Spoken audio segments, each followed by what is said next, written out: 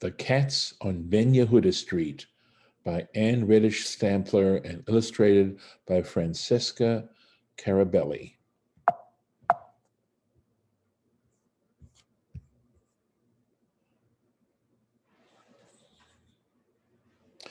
Up and down Ben Yehuda Street, cats, cats, cats. Cats curling up on benches and stretching underneath.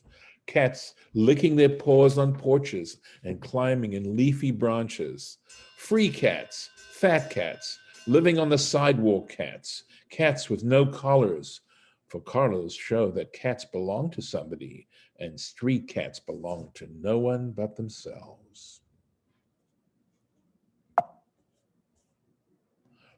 Messy, meowing, useless cats, muttered Mr. Mordiano as he unlocked the Tel Aviv Fish Palace each morning. All day long he shooed cats from his doorway.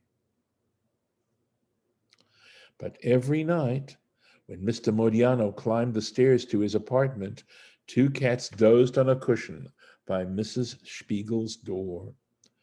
Your cats bring more cats, he pointed at Ketsi, Mrs. Spiegel's little gray cat with a pink collar, lying on a pillow next to Gatito, a fluffy white cat with no collar at all.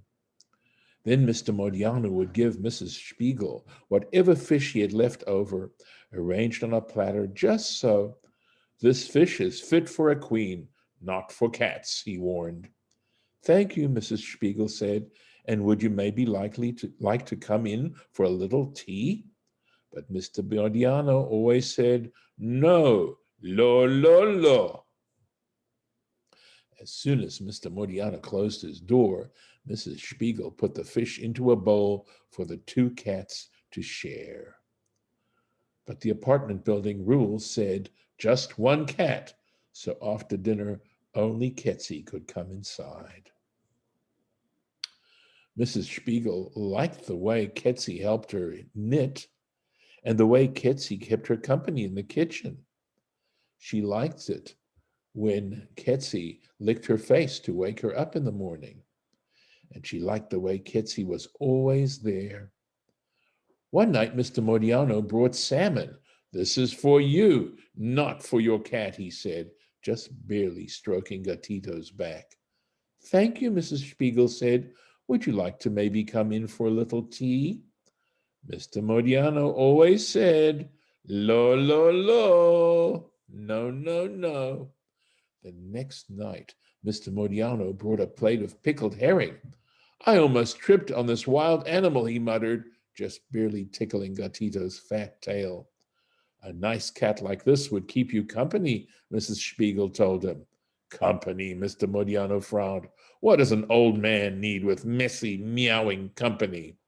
Well, would you like to maybe come in for a little tea? She asked. And Mr. Modiano always said, no, lo, lo, lo. Every morning, Mrs. Spiegel walked to the beach with Ketsi to breathe in the salty smell of the Mediterranean Sea. As soon as they neared the waves, Ketsi ran home. She didn't like to be so close to the water. When Ketsi got home from the beach, she and Gatito waited on the porch for Mrs. Spiegel to return. Until one day, when Ketsi wasn't there. Where is Ketsi? Asked Mrs. Spiegel. Gatito's nose was poking through the railing as if he were looking for Ketsi too. Mrs. Spiegel clumped downstairs. She searched up and down Ben Yehuda Street, between the buildings and under the tables at the sidewalk cafe. She asked everyone she met, have you seen my Ketsi? Everybody had seen plum cats and skinny cats, spotted cats and striped cats, but no little gray cat with a pink collar. Everybody pointed to wrong-sized, wrong-colored, and wrong-faced cats. Mrs. Spiegel dragged her sad self home. Mr. Modiano was leaning out of the door of the fish palace, shooing away cats. What's wrong, silly Gatito, he said. He isn't silly, Mrs. Spiegel said. Ketsi is gone. Cat, said Mr. Modiano. Maybe she ran away. Mrs. Spiegel burst into tears and clumped up to her apartment. She tried to eat, but she wasn't hungry. She tried to knit, but without Ketsi in her lap, she couldn't. When Mr. Modiano came by, she did not invite him in for tea. I know you have a low opinion of cats, she said, but my Ketsi would never run away. If not for something terrible happening, my Ketsi would come back. Mr. Modiano left quietly. Then a most unusual thing happened. Mrs. Spiegel heard the noisy putt-putting of a motor scooter in the alley. There sat Mr. Modiano, perched on the back of his scooter. Don't worry, he called up to Mrs. Spiegel. Humph, Mrs. Spiegel muttered, as if she would worry about a cat-hating man like Mr. Modiano. Mrs. Spiegel paced up and down in her apartment. She thought about going to bed, but the idea of waking up without Ketsi there to lick her face made her cry. Then, long after midnight, she heard putt-putting in the alley. Outside on the porch, Gatito meowed, and then there was more meowing. Mrs. Spiegel ran down the stairs. Mr. Modiano held a little gray cat with a pink collar, her front legs sticking straight out in a stiff white cast. My Ketsi! Mrs. Spiegel cried, burying her face in the soft gray fur. Cat, said Mr. Modiano, gently cradling Ketsi as Gatito rubbed against his leg. I found her at the animal hospital. She must have had a tussle with a car, silly cat, but she's going to be fine. The next morning, Mrs. Spiegel put Ketsi in a basket to walk to the sea.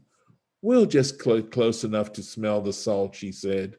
But when they got back, Gatito was not in the landing. Not only that, the cushion was gone too. Just then, Mr. Modiano opened his doors.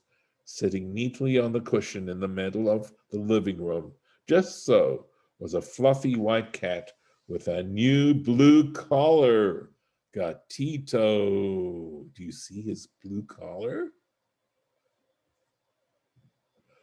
Don't look so surprised, said Mr. Modiano. You think I want to hunt all night for this one too?